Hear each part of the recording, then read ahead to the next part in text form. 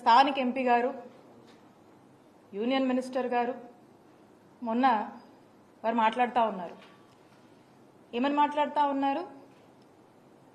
ఆరోగ్యశ్రీకి డబ్బులు లేవని, పేషెంట్లకు వైద్యం అందించలేమని,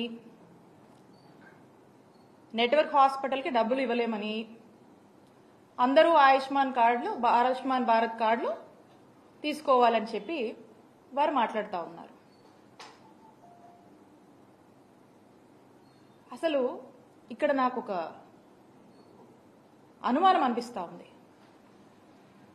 కూటమి ప్రభుత్వంలోని ముఖ్యమంత్రి చంద్రబాబు నాయుడు గారు ఏమైనా వారి మనస్సులో ఉన్నటువంటి మాటల్ని మరి ఈ మంత్రుల ద్వారా ఏమన్నా ఎక్స్ప్రెస్ చేయిస్తున్నారా అనేటువంటి అనుమానం కూడా మాకు కలుగుతూ ఉంది.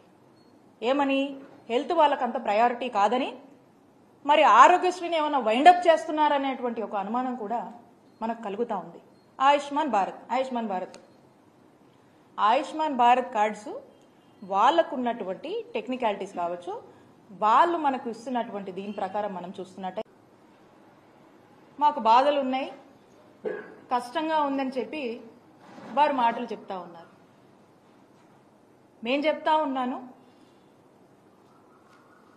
గత ప్రభుత్వంలో అంటే చంద్రబాబు నాయుడు గారి హయాంలో 2014 నుంచి 19 వరకు వాళ్ళ హయాంలో వాళ్ళు మిగిల్చినటువంటి బకాయిలు 632 కోట్లుంటే ఆ బకాయిల్ని ఏమాత్రం కూడా మేము సాకులు చెప్పకుండా మేము బాధ్యత తీసుకొని మా జగన్మోహన్ రెడ్డి గారు, మా నాయకుడు జగన్మోహన్ రెడ్డి గారు వాటిని క్లియర్ చేసి 1050 ప్రొసీజర్స్ ని 3257 ప్రొసీజర్స్ కి పెంచి సంవత్సరానికి 1000 కోట్లు మీ హయాంలో మీరు ఖర్చు పెడితే 3000 కోట్ల వరకు కూడా ఖర్చు పెట్టి బ్రహ్మాండంగా రాష్ట్ర ప్రజలందరికీ కూడా వైద్య సేవలు అందించినటువంటి ఘనత జగన్మోహన్ రెడ్డి గారి ప్రభుత్వానికి దక్కింది.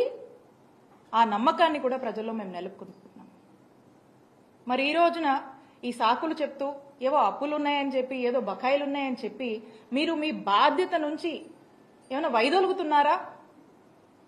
మీరేం ఇండికేషన్ ఇస్తున్నారు అనేటువంటి సందేహము ఈరోజు రాష్ట్ర ప్రజలకు కలుగుతుంది అని తెలియజేస్తున్నాను.